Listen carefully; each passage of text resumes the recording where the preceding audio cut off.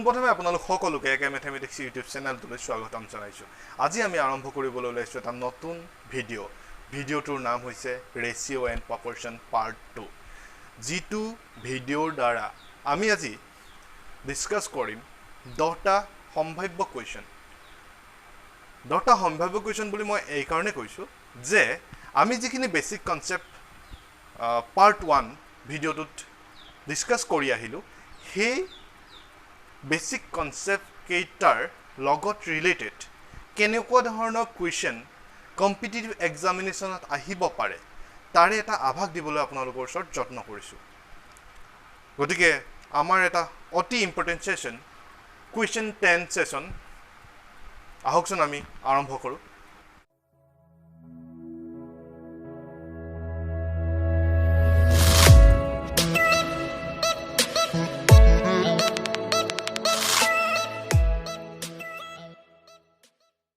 Question number 1টো ল'বলৈ চেষ্টা কৰিছোঁ। কুৱেশ্যন নম্বৰ 1ত লিখা আছে, if a is to b is equal to 6 is to 7 and b is to c is equal to 8 is to 9, then a is to c will be.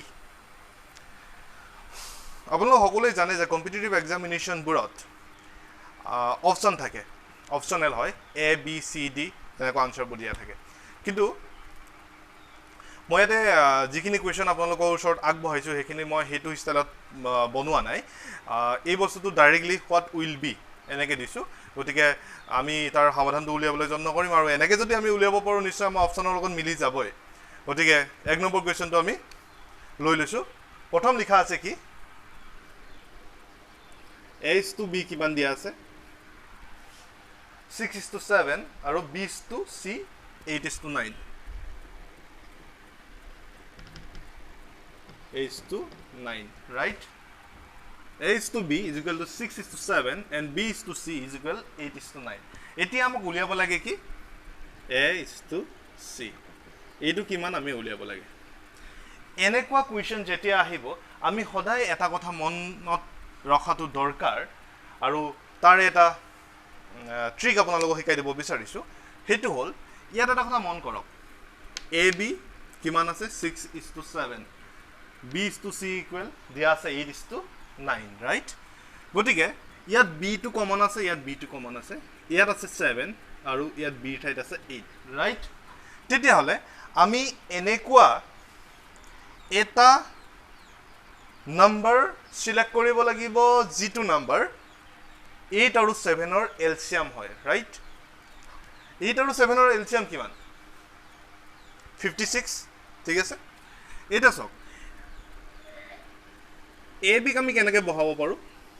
এনেকৈ বহাই ল'ব first, 6 is to 7, আৰু B চিক বহাই ল'ব B by C 8 is to 9. এতিয়া আমি B B পজিশ্যনত কি আছে, 7 আৰু 8 আছে। গতিকে মনতে এইটো কৰি ল'ব, LCM of 7 and 8, ৰাইট? বুজি পাইছেনে? 7 আৰু 8, 7 and 8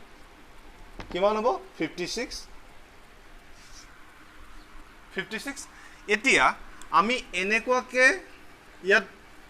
পূৰণ কৰিব লাগিব এই দুটাৰ লগত, যাতে আমি 56 বি ঠাইত আমি 56 পাওঁ। তেতিয়াহ'লে 7ৰ লগত কি পূৰণ কৰিব লাগিব, 8। ইয়াত যদি 8 পূৰণ কৰিছে তেতিয়াহ'লে ইয়াতো আপুনি 8 পূৰণ কৰক। তেতিয়া কিমান হ'ব, ওপৰটো 48 হ'ব, তলত হ'ব 56, ৰাইট? ঠিকে আছে। এতিয়া আমি ছেকেণ্ডটোত চাওঁ, ইয়াত আমি কি পূৰণ কৰিব লাগিব, বিৰ ঠাইত 8 আছে, গতিকে 7 পূৰণ কৰিব লাগিব 56 পাবলৈ, 7, ওপৰত হ'ল 56, তলত হ'ল 63, ৰাইট? তেতিয়াহ'লে আমি এতিয়া এটা কথা মন কৰক, a is to b is equal to 48 divided by 56 and b is to c is equal to 56 to 63, right? ইয়াত 56 কমন একে আছে, ইয়াতো একে হৈ গ'লনে? হোৱাৰ লগে লগে আমি লগে লগে লিখি দিব পাৰিম যে a to b to c is equal 48 to 56 to 63 তেতিয়াহ'লে আমাক কুৱেশ্যনটোত কৈছে a to c কিমান তেতিয়াহ'লে ইয়াৰ পৰা আমি এনেকৈ লিখিব নোৱাৰিম নে a to c ইকুৱেল কিমান হ'ব তেতিয়াহ'লে a ঠাইত কিমান 48 আছে c ঠাইত কিমান আছে 63 আছে ৰাইট এতিয়া যদিহে এইকেইটা সৰু কৰিব পৰা যায় তেতিয়াহ'লে আপোনালোকে কৰি ল'ব কিন্তু কুৱেশ্যন নম্বৰ 2 ত লিখা আছে if x is to 3 proportional 12 is to 4 then find the value of x ইয়াত এটা দিয়া আছে x is to 3 proportional 12 is to 4 ইয়াত x ৰ ভ্যালুটো উলিয়াব লাগে find the value of x বুলি কৈছে এতিয়া এনেকুৱা কুৱেশ্যন আহিলে আপুনি ডাইৰেক্টলি এটো আমি এনেকৈ কৰিব পাৰো নে অলৰেডি বেসিক খিনি থেকিনি আলোচনা কৰা হৈছে আমাৰ x is to 3 কাৰ্বৰ যদি এখিনি অকমান খুকুজা লাগিছে তেতিয়াহলে আপোনালোকে এই আগৰ ভিডিওটো আৰু এবাৰ চাই লওক তেতিয়াহলে নিশ্চয় আপোনালোকৰ আৰু শিকিব লগা নহয় তেতিয়া ক্লিয়াৰ হৈ যাব বুলি আশা থাকিল বহুত সহজভাৱে হেত বনাই থোৱা আছিল ভিডিওটো তো x is to 3 x by 3 is equal proportional ঠাইত ইকুৱেল দিব পাৰি and 12 by 4 তো x equal কিমান হ'ব তেতিয়াহলে ক্ৰস মাল্টিপ্লিকেশন 4 এ 3 বাৰ গল 4 3 12 গটিকে x ৰ ভ্যালুটো আমি পালো 9 এটো হৈছে x ৰ ভ্যালু কোৱেশ্চন নম্বৰ 3 টো লবলৈ গৈ আছো the fourth proportional to 25 15 and 40 is fourth proportional আমি বেসিক খিনিত অলৰেডি আলোচনা কৰি আহিছো first second third and fourth proportional কাক বলে মনত নাই নে এনেকৈ কৰিছিলো এটো first second third fourth লিখিছিলো এতিয়া আমাক proportional খিনি দিছে কিমান the fourth proportional to 25 15 and 40 is 25 দিছে 15 দিছে 25 15 40 আমি ধৰি লৈছো fourth proportional to x right মই লিখি দিছো let fourth proportional be x এইটো কথা আকৈবা কৈ দিব বিচাৰিছো এইবোৰ মই লিখি লৈছো কিন্তু কম্পিটিটিভ এক্সামিনেশন বোৰত এইবোৰ লিখিবলৈ আপোনালোকৰ সময় নাথাকিব কিন্তু আপোনালোকে যাতে বুজি পায় সেই কাৰণে মই এখিনি লিখি দিছো গতিকে আপোনালোকে যেতিয়া নিজে প্ৰেক্টিস কৰিব যেতিয়া কথাখিনি বুজি পাব তেতিয়ালে নিজে আপোনালোকে ইমাজিন কৰি ল'ব পাৰিব যেটো x বুলি ল'ব লাগিব শৰ্টকাটত আপোনালোকে কৰিবলৈ সক্ষম হ'ব গতিকে ইমান চিন্তা কৰিব নালাগে প্ৰথম আমি বুজিবলৈ ট্ৰাই কৰো কেনেকৈ আসলতে কৰা হয় x বুলি যদি আমি ধৰি লও তেতিয়ালে এটো কেনেকৈ লিখিব পাৰিম 25:15 proportional 40 x right তেতিয়ালে এটো বস্তু আমি এনেকৈ লিখিব পাৰিম নে এই 15 আৰু 5 ক আমি হৰু কৰি লও 5 3 15 5 5 25 right 5/3 is equal 40/x গতিকে x ৰ ভ্যালুটো আমি সহজভাৱে উলিয়াই দিব পাৰিম ইয়াৰ পৰা যে 40 ক্ৰস মাল্টিপ্লিকেশন by 5 5 8 40 8 3 গুণ 24 24 গটিকে fourth proportional to হবো 24 এটা 6 নম্বৰ কোৱেশ্চনটো লব গৈছো the ratio between 7 month and 7 years is এটা খুব বেসিক কনসেপ্ট যিখিনি যেটো কথা মই আপোনালোকে যদি প্ৰথম ভিডিওটো চাইছে গতিকে লাষ্টত মই বস্তুটো স্লাইডত মেনশন কৰিব নোৱাৰিলো কাৰণে মুখেৰে কৈ দিছিলো যে ইউনিট সদায় একে থাকিব লাগিব কিবা এটা বস্তু ৰেশিও উলিয়াবলৈ হলে proportion হবলৈ হলে কিন্তু ইউনিট সদায় একে থাকিব লাগিব গতিকে আশা কৰো এই কথাটো আপোনালোকৰ মনত আছে গতিকে যি সকলৰ মনত আছে হেতু তেওঁলোকৰ কাৰণে এটো কেতিয়াও ভুল হ'বই নোৱাৰে হেতু হৈছে ratio between 7 month and 7 years দিয়া আছে 7 month and 7 years right এতিয়া আমি কি কৰিব লাগিব ইহতৰ ইউনিট একে কৰি ল'ব লাগিব মান্থক ইয়াৰ কৰিলম নহয় ইয়াৰক আমি মান্থ কৰিলম কিন্তু কোনটো সহজ হ'ব নিজে চাই গম পাবো যে 7 মান্থক আমি ইয়াৰ কৰিবলৈ যাওঁতে পইণ্টৰ কিবা এটা আহি যাব গতিকে 7 ইয়াৰ্ছক যদি আমি মান্থলৈ লৈ যাওঁ তেতিয়া হলে চাব এটো 7 মান্থ 7 মান্থে থাকিব 7 ইয়াৰক আমি মান্থক যদি নিউ তেতিয়ালে কেনেকৈ হ'ব এক বছৰত 12 মাহ থাকে 7 বছৰ কিমান থাকিব 12 into 7 84 month right ঠিক আছে তেতিয়াহ'লে এতিয়া চাওক আমাৰ মান্থ একে ইউনিটলৈ কনভাৰ্ট হৈ গ'ল গতিকে আমি এতিয়া ৰেচিঅ'টো ধুনীয়াকৈ উলিয়াই দিব পাৰিম সেইটো হৈছে the ratio of 7 months and 7 year is 7 divided by 84 sorry এটো ৰেচিঅ' বুলি ক'লে বস্তুটো এনেকৈ লিখিব পাৰি 7:84 আৰু এই বস্তুটোক আমি সৰু কৰিব পাৰোঁ যদিহে চাব হাতেৰে একবাৰ গ'ল 8/84 12 মাহ 1:12 এনেকৈ আমি ৰেচিঅ'টো উলিয়াই দিব পাৰোঁ এইখিনিতে আৰু এটা কথা মনত পেলাই দিব বিচাৰিছোঁ যেতিয়া আমি ৰেচিঅ' কৰোঁ ৰেচিঅ'ৰ কুৱেশ্যনবোৰ কৰোঁ তেতিয়া সদায় এটা কথা মনত ৰাখিব ৰেচিঅ'টোত থকা টাৰ্মকেইটাক যদি একেটা সংখ্যাৰে পূৰণ বা হৰণ কৰা হয় তেতিয়াহ'লে সিহঁতে সদায় একে ৰেচিঅ'তে থাকিব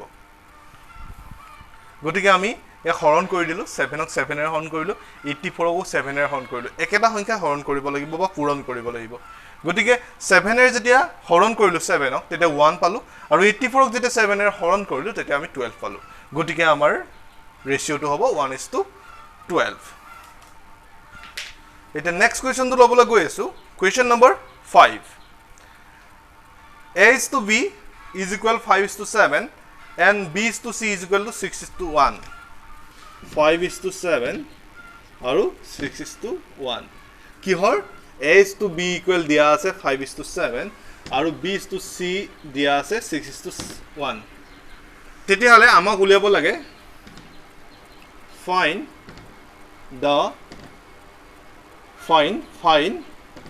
A:B C যিসকলে কুৱেশ্যন নম্বৰ কিমান আছে 1 কুৱেশ্যন নম্বৰ 1টো যদি আপোনালোকে ভালদৰে বুজি পালে তেতিয়াহ'লে নিশ্চয় আপোনালোকৰ কাৰণে এইটো সহজ হ'ব তথাপি মই যিসকলৰ সেইটো খুকুজা লাগি আছে তেতিয়াহ'লে আকৌ এবাৰ মই বুজাব চেষ্টা কৰিছোঁ আপোনালোকে ভালদৰে কথাটো বুজক চক ইয়াত B কিমান আছে 7 আছে ইয়াত B মানে কিমান দিয়া আছে 6 দিয়া আছে ৰাইট B ঠাইত ইয়াত 7 আছে B ঠাইত ইয়াত 6 দিয়া আছে তেতিয়াহ'লে আমাৰ ফাৰ্ষ্ট ষ্টেপটো কি আছিল আমি তেতিয়াহ'লে ইহঁতৰ BB জেগাত থকা সংখ্যা দুটাৰ এলচিয়াম অৰ্থাৎ লসাগু আমি ল'ব লাগিব আৰু সেই লসাগুটো কেনেকৈ ফাৰ্ষ্ট ষ্টেপ আপোনালোকে এইটো মই লিখি দিছোঁ ফাৰ্ষ্ট ষ্টেপ কি এলচিয়াম অফ কিমান ল'ম ইয়াত 7 আছে ইয়াত 6 আছে 7 and 6ৰ এলচিয়াম ল'ব ট্ৰাই কৰিম তো 7 আৰু 6ৰ এলচিয়াম অৰ্থাৎ লসাগু কেনেকৈ উলিয়াম 42 হ'ব right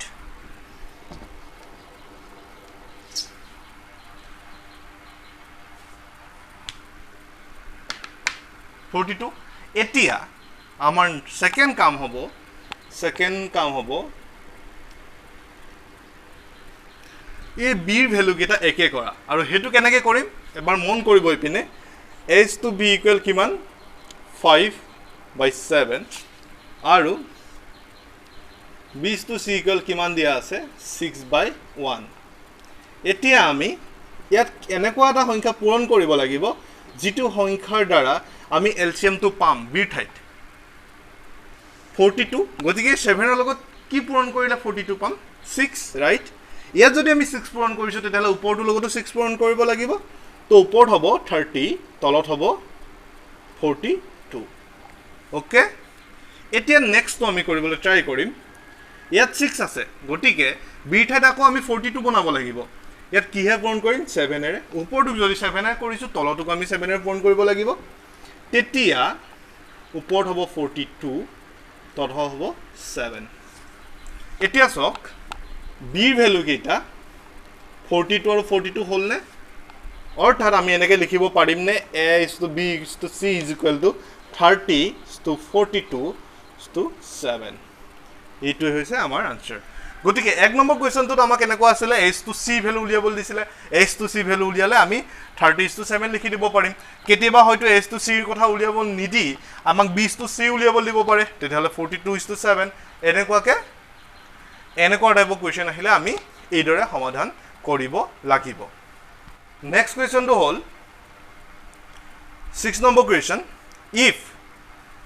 A is to 5 is equal to B is to 7 and C is to 8.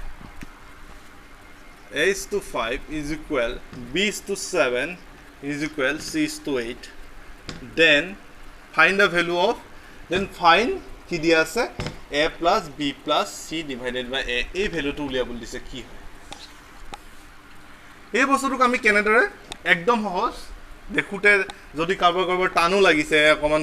Confusion হৈছে তেতিয়ালে খুব চিন্তা নকৰিব এটো একদম সহজ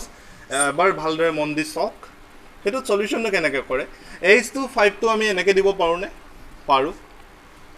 b ক আমি এনেকৈ দিব পাৰোনে পাৰো c ক আমি কেনেকৈ দিব পাৰো এনেকৈ দিব পাৰো ৰাইট তেতিয়া হলে এনেকুৱা কোৱেশ্চন আহিলে আপোনালোকে ডাইৰেক্ট কি কৰিব এইটো টাইপৰ যদি ফৰ্মত থাকে তেতিয়ালে কি কৰিব a plus b plus c divided by a direct পাতি দিব 5 plus 7 plus 8 divided by 5 a ঠাইত 5 b ঠাইত 7 c ঠাইত 8 divided by a দিয়া আছে তো a ঠাইত আকৌ 5 পাতি দিলু হাতে পাছে 12 8 20 divided by 5 is equal 4 এইটো হৈছে ইয়াৰ সমাধান গটিকে এনেকুৱা কোৱেশ্চন আহিলে এইটো টাইপৰ যদি কোৱেশ্চন আহে তেতিয়াহলে আপোনালোকে এই কথাটো নিশ্চয় মনত ৰাখিব আৰু এক্সামিনেশনত এনেকুৱা কোৱেশ্চন আহিলে আপোনালোক সহজ কৰিব বুলি আশা ৰাখিলো কোৱেশ্চন নম্বৰ 7 কোৱেশ্চন নম্বৰ 7 ত দিয়া আছে 52% students from a college participated in a survey what is the respective ratio between the number of students who did not participate in the survey to the number of the students who participated question to ekdom সহজ just আপোনালোকে ভালদৰে পঢ়ি বুজিবলৈ try কৰক 52% student from a college participated in a survey কোনোবা এটা সাৰ্ভেত এখন কলেজৰ 52% ষ্টুডেন্টে participate কৰিলে এতিয়া আমাক উলিয়াবলৈ দিছে what is the respective ratio between the number of the student who did not participate in the survey আৰু যিসকলে participate কৰা নাই সাৰ্ভেটোত তেওঁলোকৰ আৰু যিসকলে কৰিছে তাৰ মাজৰ ৰেশিওটো উলিয়াবলৈ দিছে এইটো ক্ষেত্ৰতে এটা কথা আপোনালোকে সদায় মনত ৰাখিব কেতিয়াও কিন্তু অদল বদল কৰি নিদিব যিটো আগে হুদিছে সেই ৰেশিওটো আগে মানে মই ফৰ এক্সাম্পল মই এটা কথা ক'ব বিচাৰিছো a আৰু b বয়স a এৰ বয়স 12 বছৰ আৰু b বয়স 15 বছৰ in general a to b a আৰু b ৰ মাজৰ অনুপাত কিমান বয়সৰ অনুপাত বুলি Hooda what is the ratio between a and b তেতিয়া কি হ'ব what is the ratio between a and b হলে 12 is to 15 হ'ব অৰ্থাৎ এটো আমি কটাকটি কৰিবলৈ হলে 4 বাৰ 5 4 is to 5 হ'ব ৰাইট কিন্তু যদিহে কোৱেশ্চনটোত এনেকৈ কৈ থৈ দিয়ে একে দিয়া থাকে যে the age of a is 12 and age of b is 15 find the ratio of find the value of b is to c b is to c নহয় b is to a হয় তেতিয়াহলে কি হ'ব find the ratio between b and a বুলি যদি দিয়া থাকে এটো তেতিয়া কিন্তু b2 এই b2 আগে থাকা মানে b ৰ বয়স আগে a টো পাছত থকা মানে a বয়স পাছত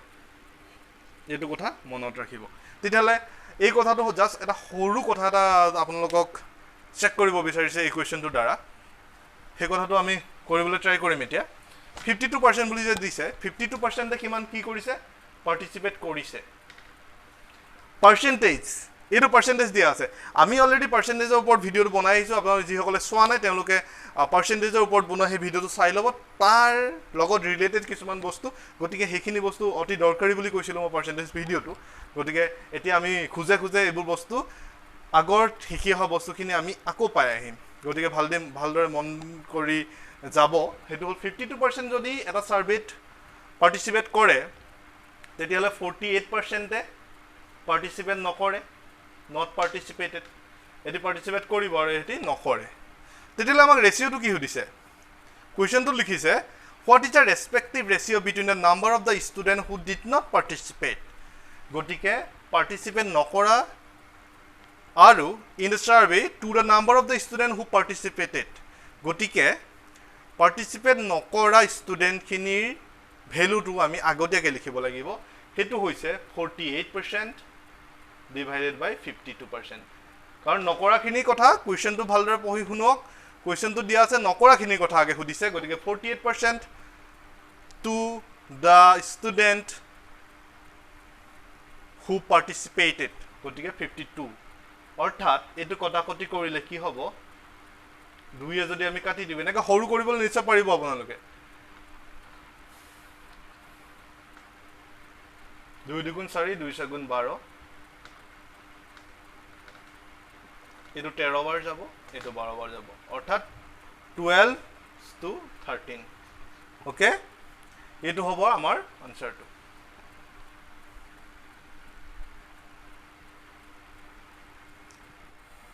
Next question, 8 number question to dia ase. The present ratio of ages of A and B is 4:5. If 18 years ago this ratio was 11:16,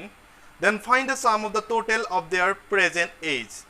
Etia ei kotha tu hikar agote moi eta bostu apnalokok hikai debo bisarisu, he bostu tu hol jodi apunar boyok dhori lok apunar boyok etia bortoman 20 বছৰ, তেতিয়াহ'লে আপোনাক যদি মই question কৰোঁ 5 বছৰ আগত আপোনাৰ বয়স কিমান আছিল, তেতিয়া আপুনি কি কৰিব, 15 বছৰ বুলি ক'ব। আৰু 5 বছৰ পাছত অৰ্থাৎ ভৱিষ্যত 5 বছৰ পাছত আপোনাৰ বয়স কিমান হ'ব বুলি যদি মই কুৱেশ্যন কৰোঁ, তেতিয়াহ'লে আপুনি কি বুলি ক'ব, 25 বছৰ হ'ব বুলি ক'ব। ঠিক আছে, এতিয়া 25 আৰু 15,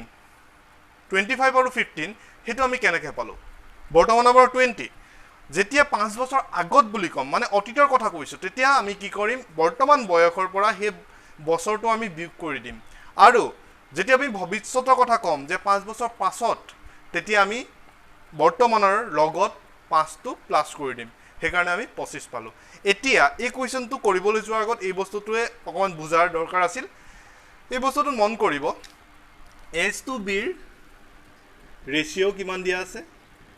4:5। গতিকে আমি এনেকৈ ধৰি ল'ব নোৱাৰোঁনে, let present ages be 4x and 5x respectively. যদি 4:5 থাকে তেতিয়াহ'লে এ আৰু বিৰ প্ৰেজেণ্ট এইজ 4x আৰু 5x বুলি আমি ধৰি ল'ব পাৰোঁ। এতিয়া নেক্সট মন কৰিব, তেতিয়াহ'লে তেওঁলোকৰ ৰেচিঅ'টো কেনেকুৱা হ'ব, 4x by 5x। এতিয়া মন কৰিব 18 years ago, মানে অতীততা কথাটো কৈছে, গতিকে ইয়াৰ পৰা যদি আমি 18 মাইনাছ কৰি দিওঁ, তেতিয়াহ'লে কি কৈছে, 18 years ago this ratio was 11:16। মানে এইটোকে বুজোৱা নাই নে মেথমেটিকেলি, সেই কথাটো আমি এনেকৈ বুজাব নোৱাৰোঁনে। বৰ্তমান যদি তেওঁ 4x থাকে আৰু 5x থাকে, তেতিয়াহ'লে 18 বছৰ আগত তেওঁলোকৰ কিমান হ'বগৈ, 11/16। এই বস্তুটোক আমি ক্ৰছ মাল্টিপ্লিকেশ্যন কৰি দিম, 16 4x minus 18 is equal 11, 64 minus 55x 9x is equal 90। তো এক্সৰ ভেলুটো কিমান হ'ব, 10 হ'ব। 10 হোৱাৰ লগে লগে আমি ক'ব পাৰিম নে, এতিয়া কি সুধিছে, বৰ্তমান টোটেল এইজ সুধিছে। দেন ফাইণ্ড দ্য চাম of the total of there present age. গতিকে যদি x ইকুৱেল আমি 10 পালোঁ, তেতিয়াহ'লে এৰ বৰ্তমান আমি কিমান ধৰিছিলোঁ, 4x, মানে কিমান হ'ব, এৰ 40 হ'ব, 4 × 10 40, আৰু 5ৰ কিমান হ'ব, 50 হ'ব। 5x মানে কি, 5 × 10 50 হ'ব। গতিকে টোটেল এইজ বুলি যেতিয়া সোধে, তেতিয়াহ'লে আমাৰ আনচাৰটো টোটেল কিমান হ'ব, 40 + 50 = 90। এইটো হৈছে আমাৰ answer. The mean proportion between 4 and 6.25 is, the mean proportion between 4 and 6.25 is, mean proportion মানে কি আছিল, যদি A to B C to D থাকে, তেতিয়াহ'লে এই BC-ক আমি mean proportion বুলি কওঁ, আৰু AD-ক আমি এক্সট্ৰিম বুলি কৈছিলোঁ, ৰাইট। এতিয়া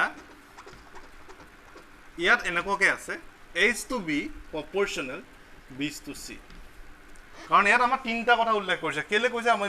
বুজি পাবলৈ ট্ৰাই কৰক 4 আৰু 6.25 ৰ মিন প্ৰপৰচন বুলি কৈছে গতিকে এক্সট্ৰিম দুটা দিয়া আছে ধৰি লওক এটো A আৰু এটো C তেতিয়ালে B টো উলিয়াব দিব দুই পিনে BB আহিব ৰাইট তেতিয়ালে আমি কেনেদৰে বস্তুটো ফৰ্মেশন কৰিব পাৰো 4 এটো আমি B বুলি ধৰিলো ৰাইট B 6.25 হ'ব তেতিয়া হলে আমি B স্কয়াৰ যদি উলিয়াই দিও এনেকৈ ক্ৰছ মাল্টিপ্লিকেশন কৰি তেতিয়া হলে এটো 25 হবনে তো B ইকুয়াল কিমান হ'ব 5 হ'ব ঠিক আছে গটিকে মিন প্ৰপৰচন এনেকে উলিওৱা হয় মিন প্ৰপৰচন এটো Question number 9 হৈ গল আমাৰ Question number 10 Question number 10 ত দিয়া আছে The third proportion to 6 and 18 is what Third proportion হদিছে কিমানৰ 6 and 18 6 আৰু 18 ৰ যদি থাৰ্ড প্ৰপৰচন হয় আমি প্ৰথমতে আৰু এই বস্তুটো আকৌ এবাৰ চাই লওকচোন যেন মোৰ এনেকুৱা লাগিছে যেন অলপ কনফিউজ হৈ গুছি যাব তাতে এনেকে যেতিয়া আমি দিও এটো ফাৰ্স্ট প্ৰপৰচন এটো সেকেন্ড প্ৰপৰচন এটো থাৰ্ড প্ৰপৰচন এটো ফোৰ্থ প্ৰপৰচন হ'ব গটিকে ইয়া 16 আৰু 18 ৰ থাৰ্ড প্ৰপৰচনটো উলিয়াব কৈছে তাৰ মিনিংটো আমি এনেদৰে বুজিব লাগিব যে C এটা আছে মই ধৰি লৈছো C থাৰ্ড প্ৰপৰচনটো C বুলি ধৰি লৈছো তেতিয়া হলে এনেকে যেতিয়া আহিব ফোৰ্থৰ কথা ইয়াত উল্লেখ নাই তাৰ মিনিংটো হৈছে B টোৱে মিন প্ৰপৰচনৰ কাম কৰিছে মানে 18 টোৱে mathematically 6 by 18 is equal 18 by C এনেকুৱা টাইপৰ নাই কৰা নে যদি আমি এই বস্তুটো এনেকে প্ৰপৰচনত দেখাও 18 to C তেতিয়া আমি থাৰ্ড প্ৰপৰচন C ধৰি লব পাৰো এতিয়া C ভ্যালুটো কিমান হ'ব তেতিয়া হলে 18 into 18 divided by 6 6 তিনিবাৰ যাব অৰ্থাৎ 54 হ'ব গতিকে ইমানেই আছিল আমাৰ কোৱেশ্চন 10 সেশনটোৰ 10টা কোৱেশ্চন আশা কৰো আপোনালোকে ভিডিওটো চাই ভাল পালে আৰু যদি আপোনালোকে কিবা এটা বুজি পোৱা নাই বা আপোনালোকৰ যদি কিবা উপদেশ থাকে তেতিয়াহলে নিশ্চয় মোক কমেন্ট বক্সৰ থ্ৰুদি জনাব বুলি আশা ৰাখিলো আৰু লগতে ভিডিওটো যদি ভাল পালে তেতিয়াহলে লাইক কৰিবলৈ নাপাহৰিব লগতে যিসকলক দৰকাৰী বুলি ভাবে যিসকলে কম্পিটিটিভ এক্সামিনেচনৰ কাৰণে প্ৰিপেয়াৰ কৰি আছে তেওঁলোকক তেনে বন্ধু বান্ধৱসকলক আপোনালোকে ভিডিওটো শ্বেয়াৰ কৰিব বুলি আশা ৰাখিলো যাতে আমি সকলোৱে মিলি এখন সুন্দৰ সবল অসম গঢ়ি তুলিব পাৰো তাৰে বিশ্বাসেৰে আজি এই ভিডিওটো সামৰিছো ধন্যবাদ আশা ৰাখিলো